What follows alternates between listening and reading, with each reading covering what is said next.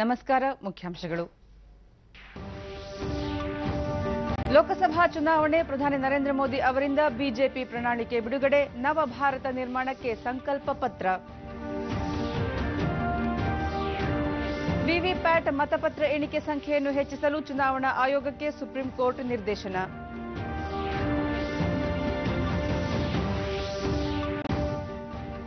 ಶೇಕಡಾವಾರು ಮತದಾನ ಹೆಚ್ಚಳಕ್ಕೆ ರಾಜ್ಯದ ಹಲವೆಡೆ ಜಾಗೃತಿ, ಮರಳು ಶಿಲ್ಪಕಲೆ ಸಾಂಸ್ಕೃತಿಕ ಕಾರ್ಯಕ್ರಮದ ಮೂಲಕ ಅರಿವು. ಹಾಗೂ ಭಾರತ ಮಲೇಷ್ಯಾ ಮಹಿಳೆಯರ ಹಾಕಿ ಸರಣಿ, ಕೌಲಾಲಂಪುರದಲ್ಲಿಂದು 3ನೇ ಪಂದ್ಯ. ವಾರ್ತೆಗಳ ವಿವರ. ಲೋಕಸಭಾ ಚುನಾವಣೆ ಹಿನ್ನೆಲೆಯಲ್ಲಿ ಬಿಜೆಪಿ ಪ್ರಣಾಳಿಕೆಯನ್ನು ಪ್ರಧಾನಿ ನರೇಂದ್ರ ಮೋದಿ ಇಂದು ಬಿಡುಗಡೆ ಮಾಡಿದರು. ದೆಹಲಿಯಲ್ಲಿನ ಪಕ್ಷದ ಕೇಂದ್ರ ಕಚೇರಿಯಲ್ಲಿ ನಡೆದ ಕಾರ್ಯಕ್ರಮದಲ್ಲಿ ಬಿಜೆಪಿ ರಾಷ್ಟ್ರೀಯ ಅಧ್ಯಕ್ಷ ಅಮಿತ್ ಶಾ, ಕೇಂದ್ರ ಸಚಿವರಾದ ಅರುಣ್ ಜೇಟ್ಲಿ, ರಾಜನಾಥ್ ಸಿಂಗ್, ಸುಷ್ಮಾ ಸ್ವರಾಜ್ ಮತ್ತಿತರರು ಭಾಗವಹಿಸಿದ್ದರು. ಸಂಕಲ್ಪಿತ ಭಾರತ, ಸಶಕ್ತ ಭಾರತ ಹೆಸರಿನ ಪ್ರಣಾಳಿಕೆ ದೇಶ ಮೊದಲು, ರೈತರ ಆದಾಯ ದ್ವಿಗುಣ, ಜಾಗತಿಕವಾಗಿ 3ನೇ ಬೃಹತ್ ಆರ್ಥಿಕತೆಯಾಗಿ ಭಾರತ, ಮೂಲ ಸೌಕರ್ಯ ನವಭಾರತದ ಅಡಿಗಲ್ಲು, ಉತ್ತಮ ಆಡಳಿತ, ಯುವ ಭಾರತ, ಭವಿಷ್ಯದ ಭಾರತ, ಎಲ್ಲರಿಗೂ ಶಿಕ್ಷಣ, ಮಹಿಳಾ ಸಬಲೀಕರಣ ಸೇರಿದಂತೆ 12 ಅಧ್ಯಾಯಗಳನ್ನು ಒಳಗೊಂಡಿದೆ. ದೇಶದ 130 ಕೋಟಿ ಜನರನ್ನುದ್ದೇಶಿಸಿ ಪ್ರಧಾನಿ ಅವರು ಬರೆದ ಪತ್ರವನ್ನು ಪ್ರಣಾಳಿಕೆ ಒಳಗೊಂಡಿದೆ. ಪ್ರಣಾಳಿಕೆ ಬಿಡುಗಡೆ ಮಾಡಿದ ಬಳಿಕ ಪ್ರಧಾನಿ, ಹಲವು ಸ್ತರಗಳಲ್ಲಿ ದೇಶದ ಅಭಿವೃದ್ಧಿಗಾಗಿ ಸಕಲ ಪ್ರಯತ್ನ ಮಾಡಲಾಗಿದೆ. ರಾಷ್ಟ್ರವಾದ ನಮ್ಮ ಪ್ರೇರಣೆಯಾಗಿದ್ದು, ಉತ್ತಮ ಆಡಳಿತ ನಮ್ಮ ಮಾದರಿ ಆಗಿದೆ ಎಂದರು. हमारे अध्यक्ष जी ने जो कमेटी बनाई थी, उसने पिछले 2-3 महीने लगातार मेहनत की और एक प्रकार से जन के मन की बात,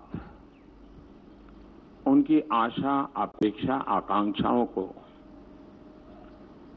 सुनना, समझना और एक डॉक्यूमेंट में भले सब कुछ ना आ जाए, लेकिन उसकी मूलभूत बातों को पकड़ करके आगे चलने का ये जो मेहनत की इस टीम ने, मैं इस टीम को हृदय से बहुत बहुत बधाई देता हूं. शायद हिंदुस्तान में पहली बार इतनी बड़ी मात्रा में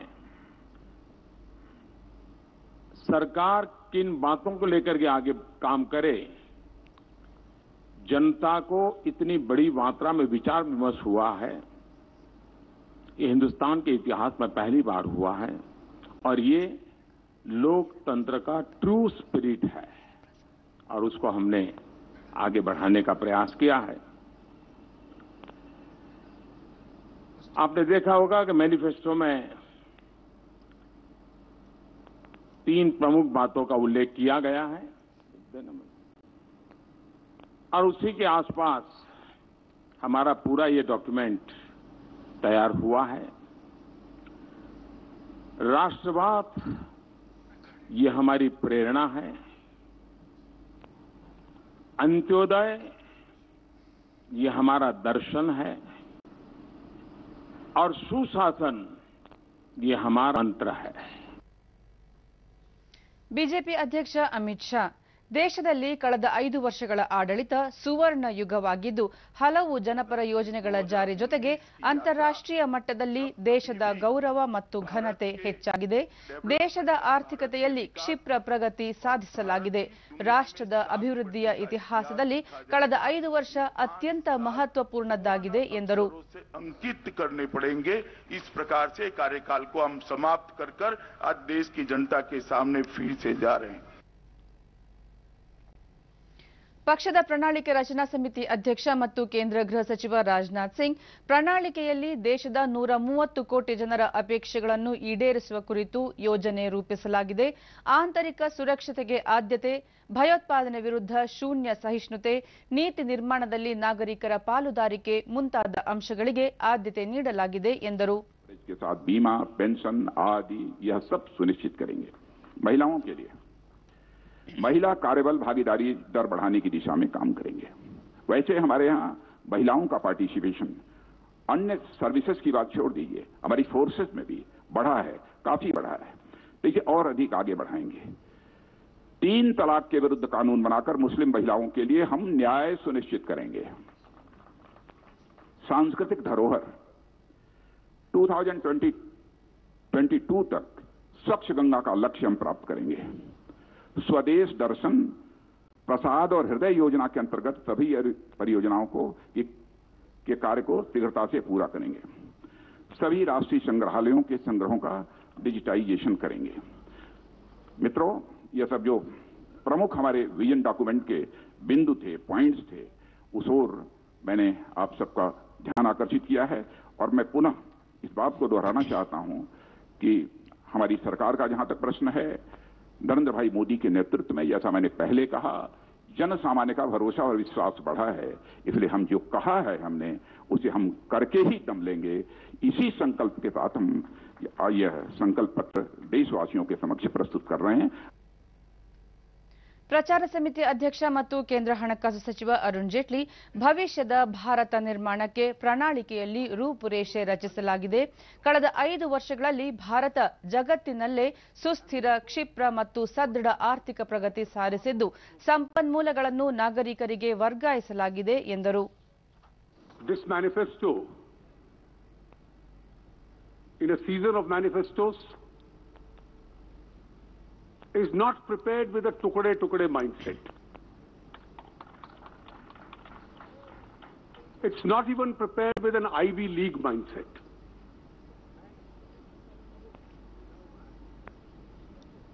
This has been prepared with a strong nationalist vision, and it has been prepared after a detailed consultation by a committee headed by Shri Rajnath Singh Ji across the country, and is therefore 17ನೇ ಲೋಕಸಭೆ ಚುನಾವಣೆಗೆ 7 ಹಂತದಲ್ಲಿ ಮತದಾನ ನಡೆಯುತ್ತಿದ್ದು, 3ನೇ ಹಂತದ ಮತದಾನ April 23ರಂದು ನಡೆಯಲಿದ್ದು, ಈ ಹಂತದಲ್ಲಿ ರಾಜ್ಯದ 14 ಕ್ಷೇತ್ರಗಳು ಸೇರಿ ಒಟ್ಟು 115 ಲೋಕಸಭಾ ಕ್ಷೇತ್ರಗಳಲ್ಲಿ ಚುನಾವಣೆ ನಡೆಯಲಿದೆ. 3ನೇ ಹಂತದ ಚುನಾವಣೆಗೆ ಅಭ್ಯರ್ಥಿಗಳು ಈಗಾಗಲೇ ನಾಮಪತ್ರ ಸಲ್ಲಿಸಿದ್ದು, ನಾಮಪತ್ರ ಹಿಂಪಡೆಯಲು ಇಂದು ಕೊನೆಯ ದಿನವಾಗಿದೆ. ಚಿಕ್ಕೋಡಿ, ಬೆಳಗಾವಿ, ಬಾಗಲಕೋಟೆ, ವಿಜಯಪುರ, ಕಲಬುರಗಿ, ರಾಯಚೂರು, ಬೀದರ್, ಕೊಪ್ಪಳ, ಬಳ್ಳಾರಿ, ಹಾವೇರಿ, ಧಾರವಾಡ, ಉತ್ತರ ಕನ್ನಡ, ದಾವಣಗೆರೆ ಮತ್ತು ಶಿವಮೊಗ್ಗ ಲೋಕಸಭಾ ಕ್ಷೇತ್ರಗಳಲ್ಲಿ ಏಪ್ರಿಲ್ 23ರಂದು ಚುನಾವಣೆ ನಡೆಯಲಿದೆ.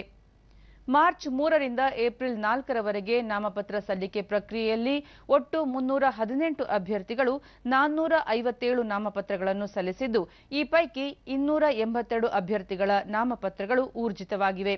36 ಅಭ್ಯರ್ಥಿಗಳ ಉಮೇದುವಾರಿಕೆ ತಿರಸ್ಕೃತಗೊಂಡಿದೆ. ನಾಮಪತ್ರ ಸಲ್ಲಿಸಿರುವ 282 ಅಭ್ಯರ್ಥಿಗಳ ಪೈಕಿ 12 ಅಭ್ಯರ್ಥಿಗಳು ಮಾತ್ರ ಮಹಿಳೆಯರಾಗಿದ್ದಾರೆ. ಇದರಲ್ಲಿ 39 ಅಭ್ಯರ್ಥಿಗಳು ರಾಷ್ಟ್ರೀಯ ಪಕ್ಷಗಳಿಗೆ ಸೇರಿದ್ದು, ಅದರಲ್ಲಿ 38 ಪುರುಷ ಹಾಗೂ ಓರ್ವ ಮಹಿಳಾ ಅಭ್ಯರ್ಥಿ ಸೇರಿದ್ದಾರೆ.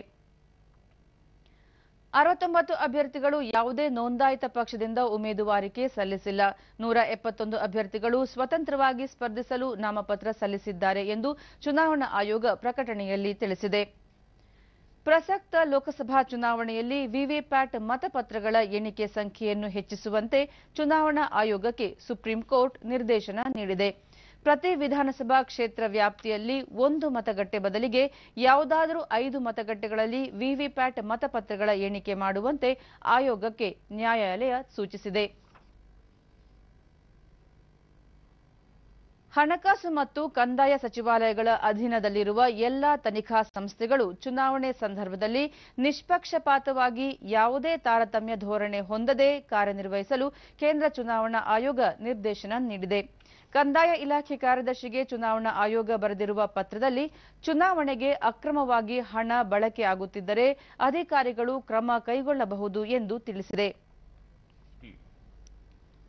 ತುಮಕೂರು ಲೋಕಸಭಾ ಕ್ಷೇತ್ರದಲ್ಲಿ ಕಾಂಗ್ರೆಸ್ ಹಾಗೂ ಜೆಡಿಎಸ್ ಪಕ್ಷಗಳು ನಿನ್ನೆ ಚುನಾವಣಾ ಬಹಿರಂಗ ಸಭೆ ನಡೆಸಿದವು. ಸಭೆಯಲ್ಲಿ ಮೈತ್ರಿ ಪಕ್ಷದ ಅಭ್ಯರ್ಥಿ ಎಚ್ ಡಿ ದೇವೇಗೌಡ, ಉಪಮುಖ್ಯಮಂತ್ರಿ ಡಾ ಜಿ ಪರಮೇಶ್ವರ್, ಸಚಿವರಾದ ಜಮೀರ್ ಅಹಮದ್, ಶ್ರೀನಿವಾಸ್ ಮತ್ತಿತರರು ಉಪಸ್ಥಿತರಿದ್ದರು.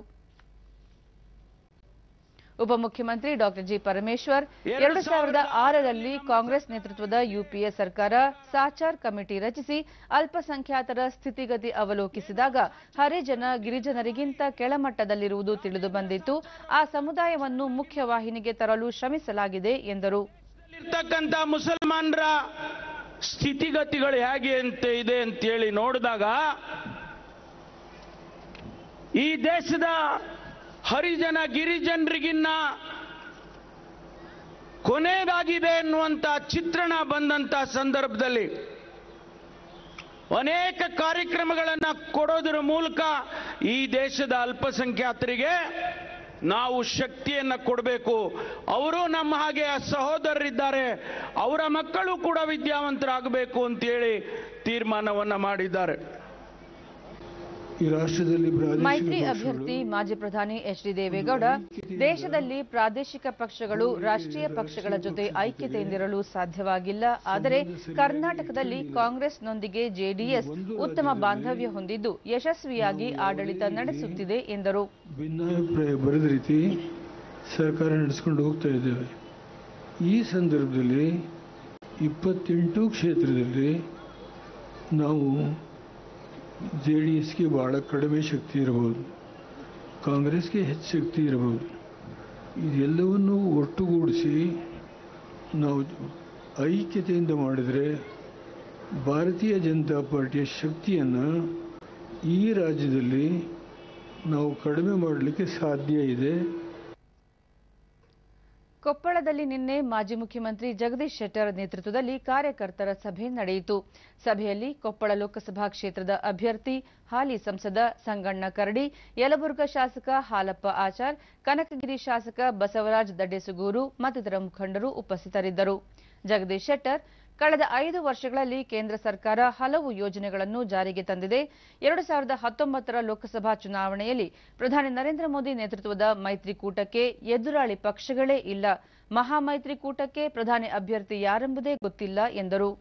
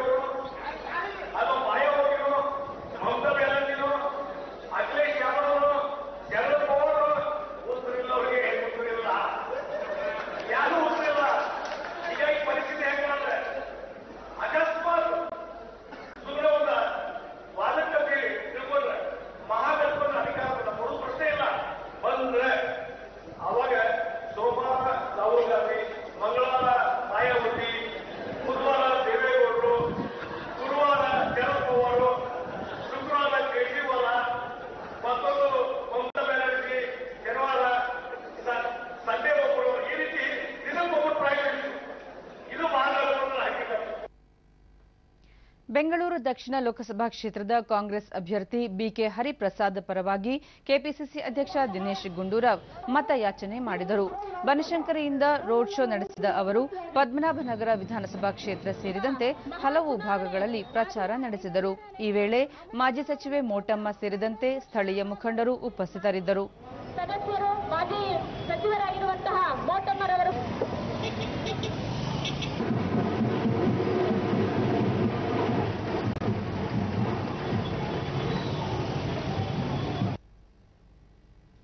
ಬೆಂಗಳೂರು ಉತ್ತರ ಲೋಕಸಭಾ ಕ್ಷೇತ್ರದ ವ್ಯಾಪ್ತಿಯಲ್ಲಿನ 1 ಮತಗಟ್ಟೆ ಹಾಗೂ ಯಶವಂತಪುರ ವಿಧಾನಸಭಾ ಕ್ಷೇತ್ರದಲ್ಲಿನ 5 ಮತಗಟ್ಟೆಗಳನ್ನು ಸ್ಥಳಾಂತರಿಸಲು ಚುನಾವಣಾ ಆಯೋಗ ಅನುಮೋದನೆ ನೀಡಿದೆ. ಈ ಕುರಿತು ಪ್ರಕಟಣೆಯಲ್ಲಿ ಮಾಹಿತಿ ನೀಡಿರುವ ಬೆಂಗಳೂರು ನಗರ ಜಿಲ್ಲಾಧಿಕಾರಿಯೂ ಆಗಿರುವ ಬೆಂಗಳೂರು ಉತ್ತರ ಲೋಕಸಭಾ ಕ್ಷೇತ್ರದ ಚುನಾವಣಾ ನಿರ್ವಹಣಾಧಿಕಾರಿ ಬಿಎಂ ವಿಜಯಶಂಕರ್, ನವರತ್ನ ಅಗ್ರಹಾರದ ಸರ್ಕಾರಿ ಪ್ರಾಥಮಿಕ ಶಾಲೆಯಲ್ಲಿದ್ದ ಬ್ಯಾಟರಾಯನಪುರ ವಿಧಾನಸಭಾ ಕ್ಷೇತ್ರದ ಮತಗಟ್ಟೆ ಸಂಖ್ಯೆ 6 ಇದೀಗ ನವರತ್ನ ಅಗ್ರಹಾರದ ಕೇಂದ್ರಕ್ಕೆ ಸ್ಥಳಾಂತರಿಸಲಾಗಿದೆ. ಅದೇ ರೀತಿ ಕೆಂಗೇರಿ ಹೋಬಳಿಯ ಕುಂಬಳಗೋಡಿನ ಸರ್ಕಾರಿ ಪ್ರಾಥಮಿಕ ಶಾಲೆಯಲ್ಲಿದ್ದ ಮತಗಟ್ಟೆ ಸಂಖ್ಯೆ 390, 391, 392 ಮತ್ತು 393 ಮತಗಟ್ಟೆಗಳನ್ನು ಕುಂಬಳಗೋಡುವಿನ ಡಾನ್ ಬಾಸ್ಕೋ ಪದವಿ ಪೂರ್ವ ವಿದ್ಯಾಲಯ ಪ್ರಕಟಣೆಯಲ್ಲಿ ತಿಳಿಸಿದ್ದಾರೆ. ಮತದಾನದ ಬಗ್ಗೆ ಸಾರ್ವಜನಿಕರಲ್ಲಿ ಜಾಗೃತಿ ಮೂಡಿಸುವ ಉದ್ದೇಶದಿಂದ ಧಾರವಾಡ ಜಿಲ್ಲಾ ಸ್ವೀಪ್ ಸಮಿತಿಯು ಪತಂಗ ಉತ್ಸವವನ್ನು ಆಯೋಜಿಸಿತ್ತು. ನಗರದ ಶಾಲ್ಮಲಾ ನದಿ ಉಗಮ ಸ್ಥಾನದ ಬಳಿ ಬಣ್ಣ ಬಣ್ಣದ ಬೃಹದಾಕಾರದ ಗಾಳಿಪಟಗಳನ್ನು ಆಕಾಶದಲ್ಲಿ ಹಾರಿಸುವ ಮೂಲಕ ಉತ್ಸವಕ್ಕೆ ಚಾಲನೆ ನೀಡಲಾಯಿತು.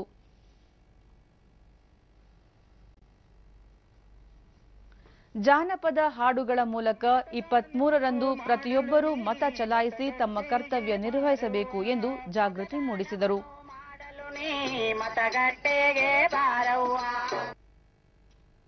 ಇದೇ ವೇಳೆ ಸಾರ್ವಜನಿಕರಿಗೆ ಮತದಾನದ ಕುರಿತು ಪ್ರತಿಜ್ಞಾವಿಧಿ ಬೋಧಿಸಲಾಯಿತು. ಇವಿಎಂ ಹಾಗೂ ವಿವಿಪ್ಯಾಟ್ಗಳ ಪ್ರಾತ್ಯಕ್ಷಿಕೆ, ರಂಗೋಲಿ ಸ್ಪರ್ಧೆ, ವಿದ್ಯಾರ್ಥಿಗಳಿಂದ ಪಾಲಕರಿಗೆ ಕಡ್ಡಾಯ ಮತದಾನ ಮಾಡುವಂತೆ ಪತ್ರ ರವಾನೆ, ಮೆಹಂದಿ ಸ್ಪರ್ಧೆ ಸೇರಿದಂತೆ ಹಲವು ಕಾರ್ಯಕ್ರಮಗಳನ್ನು ಸ್ವೀಪ್ ಸಮಿತಿ ಆಯೋಜಿಸಿತ್ತು. ಬೀದಿ ನಾಟಕದ ಮೂಲಕ ಮತದಾನದ ಸಂದೇಶ ಸಾರಲಾಯಿತು. ಮತದಾನದ ಕುರಿತು ಜನಜಾಗೃತಿ ಮೂಡಿಸುವ ನಿಟ್ಟಿನಲ್ಲಿ ಗದಗ ಜಿಲ್ಲಾ ಸ್ವೀಪ್ ಸಮಿತಿಯು ವಿಶೇಷ ರಸಮಂಜರಿ ಕಾರ್ಯಕ್ರಮ ಹಮ್ಮಿಕೊಂಡಿತ್ತು. ಲಕ್ಷ್ಮೇಶ್ವರ ಪುರಸಭೆಯ ಬಾನು ಮಾರ್ಕೆಟ್ ಆವರಣದಲ್ಲಿ ಆಯೋಜಿಸಿದ್ದ ಕಾರ್ಯಕ್ರಮದಲ್ಲಿ ಕನ್ನಡ ಚಿತ್ರಗೀತೆಗಳನ್ನು ಹಾಡುವುದರ ಜೊತೆಗೆ ಮತದಾನದ ಕುರಿತು ಸಂದೇಶ ನೀಡಲಾಯಿತು.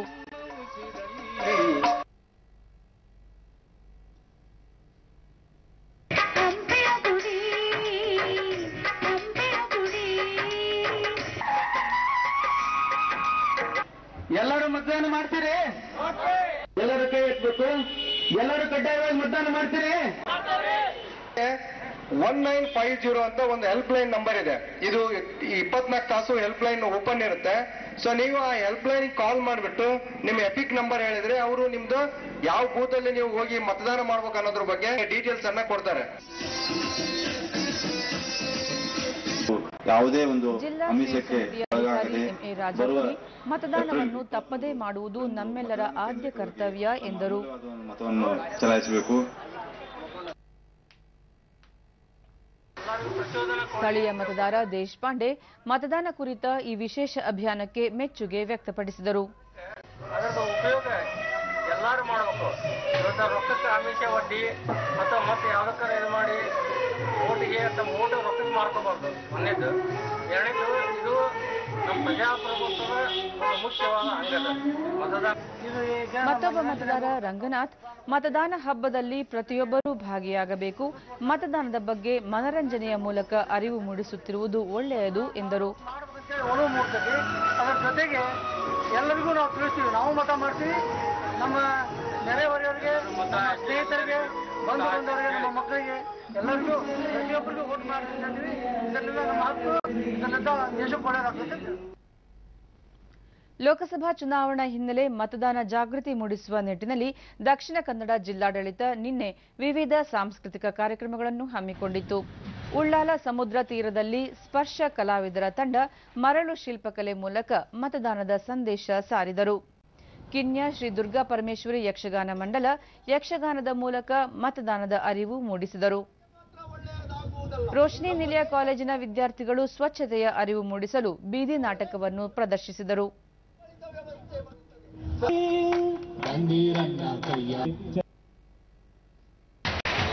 ಜೊತೆಗೆ ಮೀನು ಹಿಡಿಯುವ ಸ್ಪರ್ಧೆ, ಉಚಿತ ಆರೋಗ್ಯ ತಪಾಸಣಾ ಶಿಬಿರವನ್ನು ಜಿಲ್ಲಾಡಳಿತ ಆಯೋಜಿಸಿತ್ತು.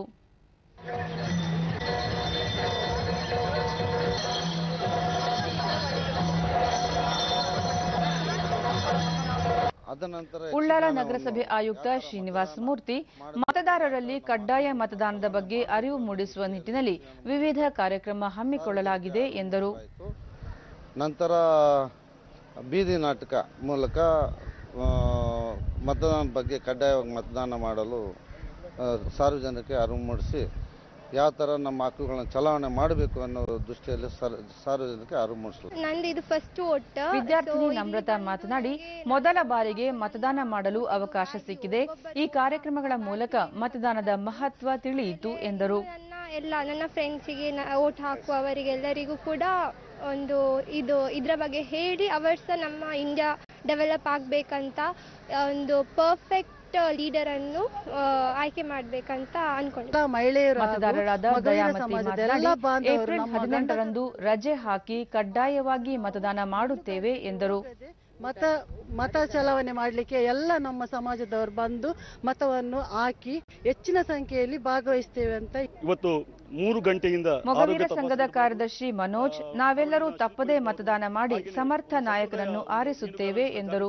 ಉದ್ದೇಶದಿಂದ ಬಲೆ ಬೀಸಿ ಮೀನು ಹಿಡಿಯುವ ಸ್ಪರ್ಧೆಯನ್ನ ಇವತ್ತು ಇಲಾಖೆ ವತಿಯಿಂದ ನಡೆಸಿಕೊಟ್ಟಿದ್ದಾರೆ. ಬಹಳ ಒಂದು ಉತ್ತಮವಾದ ಕಾರ್ಯಕ್ರಮ. ನಾವು ದಿನಾಂಕ 18ರಂದು ಎಲ್ಲರೂ ಈ ಬಗ್ಗೆ ಜಾಗೃತರಾಗಿ ಎಷ್ಟೇ ರಜೆ ಇದ್ರೂ ಸಹ ಖಂಡಿತ ಈ ಮತದಾನ ಒಂದು ಶೇಕಡಾವಾರು ಮತದಾನವನ್ನು ಹೆಚ್ಚಳಗೊಳಿಸುವ ಉದ್ದೇಶದಿಂದ ಇವತ್ತೊಂದು ಒಳ್ಳೆಯ ಕಾರ್ಯಕ್ರಮವನ್ನು ಜಾಗೃತಿಯನ್ನು ಮೂಡಿಸಿದ್ದಾರೆ. ಚಾಮರಾಜನಗರ ಜಿಲ್ಲಾ ಸ್ವೀಪ್ ಸಮಿತಿಯಿಂದ ಸಾರ್ವಜನಿಕ ಸ್ಥಳಗಳಲ್ಲಿ ಗೋಡೆಗಳ ಮೇಲೆ ಮತದಾನದ ಅರಿವು ಕುರಿತು ವರ್ಣಚಿತ್ರಗಳನ್ನು ವಿಭಿನ್ನ ರೀತಿಯಲ್ಲಿ ವರ್ಣಿಸಲಾಗಿದೆ. ರಸ್ತೆ ಬದಿಯ ಗೋಡೆಗಳ ಮೇಲೆ ಜಾನಪದ ಸೊಗಡು, ಪ್ರಕೃತಿ ಸೌಂದರ್ಯ ಬಿಂಬಿಸುವ ಚಿತ್ರಗಳ ಮೂಲಕ ಏಪ್ರಿಲ್ 18ರಂದು ತಪ್ಪದೇ ಮತದಾನ ಮಾಡಿ, ಯುವಕರೇ ಮತ ಹಾಕಿ ಎನ್ನುವ ಘೋಷವಾಕ್ಯಗಳನ್ನು ಚಿತ್ರಿಸಲಾಗಿದೆ.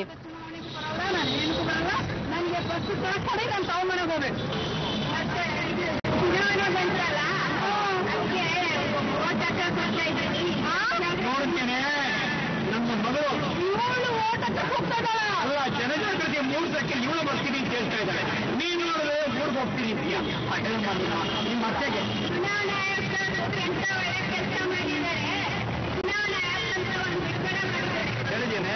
ಎಲ್ಲಿ ಹೋಗ್ತಿದ್ದೀರಾ? ನಾನು ನಿಮಗೆ ಅದನ್ನೇ ಯಾವ ಮತಗಟ್ಟೆಗಳಲ್ಲಿ ಅತ್ಯಂತ ಕಡಿಮೆ ಕಾವೇರಿ ಮತದಾನದ ಪ್ರಮಾಣ ಹೆಚ್ಚಿಸುವ ಉದ್ದೇಶದಿಂದ ಗೋಡೆ ಬರಹದ ಮೂಲಕ ಜನರಲ್ಲಿ ಅರಿವು ಮೂಡಿಸುವ ಪ್ರಯತ್ನ ನಡೆಸಲಾಗಿದೆ. ಜನರಿಂದ ಉತ್ತಮ ಪ್ರತಿಕ್ರಿಯೆ ವ್ಯಕ್ತವಾಗಿದೆ ಎಂದರು. ನಾವು ಇವರೆಲ್ಲರೂ ಏನು ಒಂದು ಕಾರ್ಯಕ್ರಮವನ್ನ ನೀಡ್ತಾ ಇದ್ದಾರೆ. ಇದರಲ್ಲಿ ಮುಖ್ಯವಾಗಿ ಪ್ರಶಂಸನೆಗೆ ಒಳಗಾಗುವ ವಿಷಯ ಅಂದ್ರೆ ಈ ಹಂತ ಮಕ್ಕಳು ಮತ್ತೆ ಈ ವಿಶೇಷ ವಿಕಲಚೇತನರು ತುಂಬಾ ಆಕ್ಟಿವ್ ಆಗಿ ಸುಂದರ ಕಾರ್ಯಕ್ರಮಗಳನ್ನು ನೀಡುವುದರ ಮೂಲಕ ಜನರಲ್ಲಿ ಒಂದು ಆತ್ಮವಿಶ್ವಾಸವನ್ನ ಮೂಡಿಸ್ತಾ ಇದ್ದಾರೆ ಮತ್ತು ಜನರಿಗೆ ಒಂದು ಕರೆಯನ್ನ ನೀಡ್ತಾ ಇದ್ದಾರೆ. ಮತದಾನ ಮಾಡೋದ್ರ ಬಗ್ಗೆ ಜನಜಾಗೃತಿಯನ್ನ ಮೂಡಿಸ್ತಾ ಇದ್ದೀವಿ. ಏಪ್ರಿಲ್ 18ರಂದು ಹಾಗೂ ಏಪ್ರಿಲ್ 23ರಂದು ಬೆಳಗ್ಗೆ 7 ಗಂಟೆಯಿಂದ ಸಂಜೆ 6 ಗಂಟೆವರೆಗೆ ಮತದಾನ ಪ್ರಕ್ರಿಯೆ ನಡೀತಾ ಇದೆ. ಈ ಮತದಾನ ಪ್ರಕ್ರಿಯೆ ಒಂದು ಹಬ್ಬದ ರೀತಿಯಲ್ಲಿ ನಾವು ಆಚರಣೆ ಮಾಡಬೇಕು. ಯಾವ ರೀತಿ ನಾವು ದೀಪಾವಳಿ ಹಬ್ಬ, ಯುಗಾದಿ ಹಬ್ಬ ಅಂತ ಆಚರಣೆ ಮಾಡ್ತೀವಿ, ಅದೇ ರೀತಿನೇ ಹಬ್ಬ, ಈ ಹಬ್ಬದ ರೀತಿಯಲ್ಲಿ ನಾವೆಲ್ಲರೂ ಕೂಡ ಮತದಾನ ಪ್ರಕ್ರಿಯೆಯಲ್ಲಿ ಪಾಲ್ಗೊಳ್ಳಬೇಕು ಅನ್ನೋದ್ರ ಬಗ್ಗೆ ಒಂದು ಜನಜಾಗೃತಿ. ಕರ್ನಾಟಕದ ಚಿಕ್ಕಬಳ್ಳಾಪುರ ಲೋಕಸಭಾ ಕ್ಷೇತ್ರಕ್ಕೆ ಇದೇ 18ರಂದು ಮತದಾನ ನಡೆಯಲಿದ್ದು, ಕ್ಷೇತ್ರದಾದ್ಯಂತ ಚುನಾವಣಾ ಕಾವು ದಿನೇ ದಿನೇ ಏರತೊಡಗಿದೆ. ಹಾಲಿ ಸಂಸದ, ಕೇಂದ್ರದ ಮಾಜಿ ಸಚಿವ ಎಂ ವೀರಪ್ಪ ಮೊಯ್ಲಿ ಈ ಕ್ಷೇತ್ರದಿಂದ ಕಾಂಗ್ರೆಸ್ ಅಭ್ಯರ್ಥಿಯಾಗಿ ಪುನರಾರೈಕೆ ಬಯಸಿದ್ದಾರೆ. ಬಿಜೆಪಿ ಅಭ್ಯರ್ಥಿಯಾಗಿ ಬಿಎನ್ ಬಚ್ಚೇಗೌಡ ಕಣದಲ್ಲಿದ್ದಾರೆ. ಈ ಕ್ಷೇತ್ರದ ಕುರಿತು ಒಂದು ವರದಿ.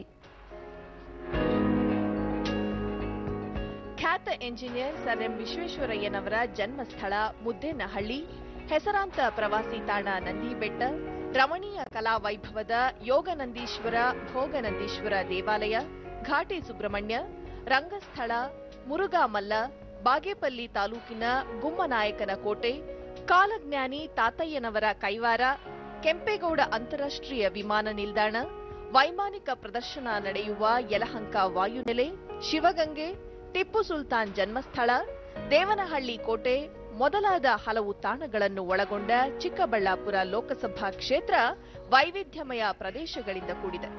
ಪುಷ್ಪೋದ್ಯಮ, ರೇಷ್ಮೆ, ನೇಕಾರಿಕೆ, ದ್ರಾಕ್ಷಿ, ತರಕಾರಿ ಕೃಷಿ ಮತ್ತು ಹೈನುಗಾರಿಕೆಯನ್ನು ಹೆಚ್ಚಿನ ಜನ ಅವಲಂಬಿಸಿದ್ದಾರೆ.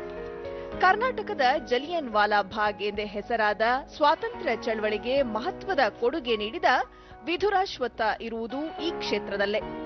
ಕ್ಷೇತ್ರ ಪುನರ್ ವಿಂಗಡಣೆಯ ಬಳಿಕ ಗೌರಿಬಿದನೂರು, ಬಾಗೇಪಲ್ಲಿ, ಚಿಕ್ಕಬಳ್ಳಾಪುರ, ಯಲಹಂಕ, ಹೊಸಕೋಟೆ, ದೇವನಹಳ್ಳಿ, ದೊಡ್ಡಬಳ್ಳಾಪುರ ಮತ್ತು ನೆಲಮಂಗಲ ವಿಧಾನಸಭಾ ಕ್ಷೇತ್ರಗಳು ಚಿಕ್ಕಬಳ್ಳಾಪುರ ಲೋಕಸಭಾ ಕ್ಷೇತ್ರ ವ್ಯಾಪ್ತಿಗೆ ಸೇರಿವೆ. ಪ್ರಸ್ತುತ ಕ್ಷೇತ್ರದಲ್ಲಿ 9,02,487 ಪುರುಷರು ಮತ್ತು 8,87,921 ಮಹಿಳೆಯರು ಸೇರಿ ಒಟ್ಟು 17,90,408 ಮತದಾರರಿದ್ದಾರೆ. 2014ರ ಚುನಾವಣೆಯಲ್ಲಿ ಕ್ಷೇತ್ರದಲ್ಲಿ 76.06% ಮತದಾನವಾಗಿತ್ತು. ಈ ಪೈಕಿ ಪ್ರತಿಶತ 77.34% ಪುರುಷರು ಮತ್ತು 74.75% ಮಹಿಳಾ ಮತದಾರರು ತಮ್ಮ ಹಕ್ಕು ಚಲಾಯಿಸಿದ್ದರು. 2014ರ ಲೋಕಸಭಾ ಚುನಾವಣೆಯಲ್ಲಿ ಮಾಜಿ ಮುಖ್ಯಮಂತ್ರಿ ಕಾಂಗ್ರೆಸ್ನ ವೀರಪ್ಪ ಮೊಯ್ಲಿ ಜಯ ಸಾಧಿಸಿದ್ದು ಈ ಕ್ಷೇತ್ರದ ಸಂಸತ್ ಸದಸ್ಯರಾಗಿದ್ದಾರೆ. ಈ ಬಾರಿ ಮೊಯ್ಲಿ ಜೆಡಿಎಸ್ ಕಾಂಗ್ರೆಸ್ ಮೈತ್ರಿ ಅಭ್ಯರ್ಥಿಯಾಗಿದ್ದು, ಬಿಜೆಪಿಯಿಂದ ಬಿಎನ್ ಬಚ್ಚೇಗೌಡ ಹಾಗೂ ಬಿಎಸ್ಪಿಯಿಂದ ಡಾ ಸಿಎಸ್ ದ್ವಾರಕಾನಾಥ್ ಕಣಕ್ಕಿಳಿದಿದ್ದು ಸ್ಪರ್ಧೆ ಏರ್ಪಟ್ಟಿದೆ. ಮಧ್ಯಪ್ರದೇಶ ಮುಖ್ಯಮಂತ್ರಿ ಕಮಲ್ನಾಥ್ ಆಪ್ತರ ಮನೆಗಳ ಮೇಲೆ ಆದಾಯ ತೆರಿಗೆ ಇಲಾಖೆಯ ಅಧಿಕಾರಿಗಳು ನಡೆಸಿದ ದಾಳಿಯಲ್ಲಿ 14 ಕೋಟಿ ರೂಪಾಯಿಗೂ ಹೆಚ್ಚು ಹಣವನ್ನು ವಶಪಡಿಸಿಕೊಂಡಿದ್ದಾರೆ. ತೆರಿಗೆ ವಂಚನೆ, ಹವಾಲಾ ಹಣದ ವ್ಯವಹಾರ ಆರೋಪದ ಹಿನ್ನೆಲೆಯಲ್ಲಿ ಭೋಪಾಲ್, ದೆಹಲಿ, ಇಂದೋರ್ನ ವಿವಿಧ 52 ಸ್ಥಳಗಳಲ್ಲಿ ಐಟಿ ಇಲಾಖೆ ದಾಳಿ ನಡೆಸಿದ್ದು ಕೋಟ್ಯಾಂತರ ರೂಪಾಯಿ ನಗದು, ಮಹತ್ವದ ದಾಖಲೆಗಳನ್ನು ವಶಪಡಿಸಿಕೊಂಡಿದೆ. ಮುಖ್ಯಮಂತ್ರಿ ಕಮಲ್ನಾಥ್ ಅವರ ವಿಶೇಷ ಅಧಿಕಾರಿ ಪ್ರವೀಣ್ ಕಕ್ಕಡ್ ಅವರ ನಿವಾಸ ಮತ್ತು ಕಚೇರಿಗಳ ಮೇಲೆ ನಡೆಸಿದ ದಾಳಿಯಲ್ಲಿ 281 ಕೋಟಿ ರೂಪಾಯಿ ವ್ಯವಹಾರದ ದಾಖಲೆಗಳನ್ನು ಪರಿಶೀಲನೆ ನಡೆಸಲಾಗಿದ್ದು ಮಹತ್ವದ ದಾಖಲೆಗಳನ್ನು ವಶಕ್ಕೆ ಪಡೆಯಲಾಗಿದೆ. ದಾಳಿ ವೇಳೆ ನೋಟು ಎಣಿಕೆ ಯಂತ್ರವನ್ನು ಸಹ ವಶಪಡಿಸಿಕೊಳ್ಳಲಾಗಿದೆ.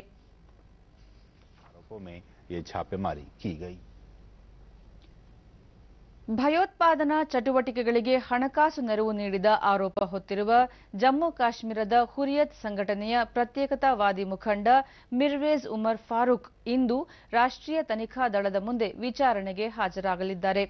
ಜಮ್ಮು ಕಾಶ್ಮೀರದ ಪುಲ್ವಾಮಾದಲ್ಲಿ ನಡೆದ ಉಗ್ರರ ದಾಳಿಯ ಬಳಿಕ ಭಯೋತ್ಪಾದನಾ ಚಟುವಟಿಕೆಗಳಿಗೆ ಹಣಕಾಸು ನೆರವು ನೀಡುವ ಮೂಲಕ ವಿಧ್ವಂಸಕ ಕೃತ್ಯಗಳಿಗೆ ಪರೋಕ್ಷವಾಗಿ ಬೆಂಬಲ ನೀಡುತ್ತಿರುವ ಆರೋಪದಲ್ಲಿ ಹಲವರನ್ನು ವಿಚಾರಣೆಗೆ ಒಳಪಡಿಸಲಾಗುತ್ತಿದೆ.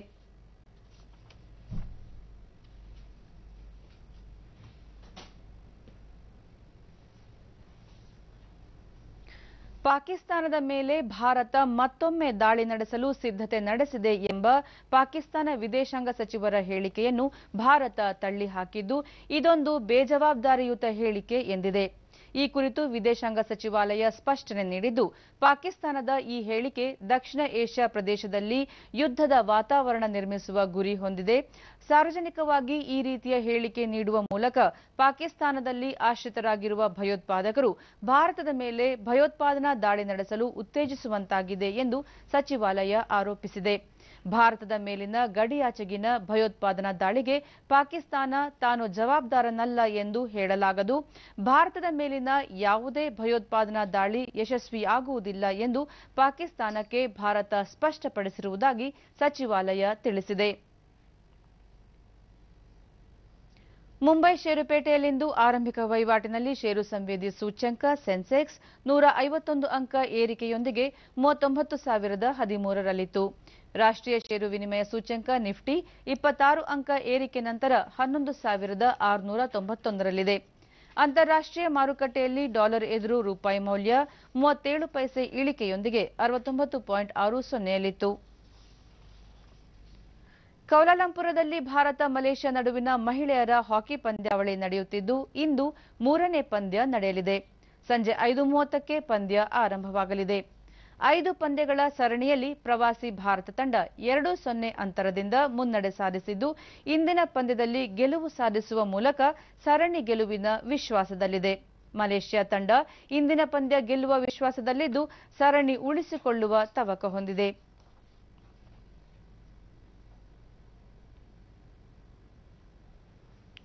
ಬೆಂಗಳೂರು ದೂರದರ್ಶನ ಪ್ರಾದೇಶಿಕ ಸುದ್ದಿ ವಿಭಾಗ ಪ್ರಸ್ತುತಪಡಿಸುವ ಚುನಾವಣಾ ವಿಶೇಷ ಚರ್ಚಾ ಕಾರ್ಯಕ್ರಮ ಜನವಾಣಿ ಇಂದು ರಾತ್ರಿ 8:30ರಿಂದ 9 ಗಂಟೆವರೆಗೆ ಹಾಗೂ ಮರುಪ್ರಸಾರ ನಾಳೆ ಬೆಳಿಗ್ಗೆ 9 ಗಂಟೆಯಿಂದ 9:30ರವರೆಗೆ ಚಂದನ ವಾಹಿನಿಯಲ್ಲಿ ಬಿತ್ತರವಾಗಲಿದೆ.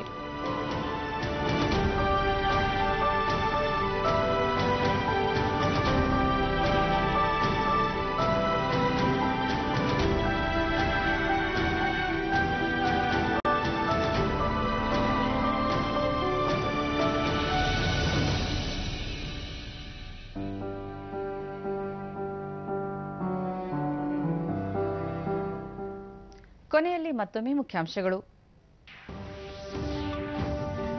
ಲೋಕಸಭಾ ಚುನಾವಣೆ, ಪ್ರಧಾನಿ ನರೇಂದ್ರ ಮೋದಿ ಅವರಿಂದ ಬಿಜೆಪಿ ಪ್ರಣಾಳಿಕೆ ಬಿಡುಗಡೆ, ನವ ಭಾರತ ನಿರ್ಮಾಣಕ್ಕೆ ಸಂಕಲ್ಪ ಪತ್ರ.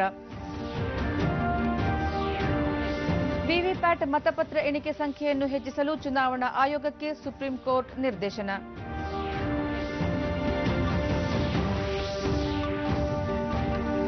ಶೇಕಡಾವಾರು ಮತದಾನ ಹೆಚ್ಚಳಕ್ಕೆ ರಾಜ್ಯದ ಹಲವೆಡೆ ಜಾಗೃತಿ, ಮರಳು ಶಿಲ್ಪಕಲೆ ಸಾಂಸ್ಕೃತಿಕ ಕಾರ್ಯಕ್ರಮದ ಮೂಲಕ ಹಾಗೂ ಭಾರತ ಮಲೇಷ್ಯಾ ಮಹಿಳೆಯರ ಹಾಕಿ ಸರಣಿ ಕೌಲಾಲಂಪುರದಲ್ಲಿಂದು 3ನೇ ಪಂದ್ಯ. ನಮ್ಮ ಮುಂದಿನ ವಾರ್ತಾ ಪ್ರಸಾರ ಸಂಜೆ 7 ಗಂಟೆಗೆ ಚಂದನದಲ್ಲಿ. ನಮಸ್ಕಾರ.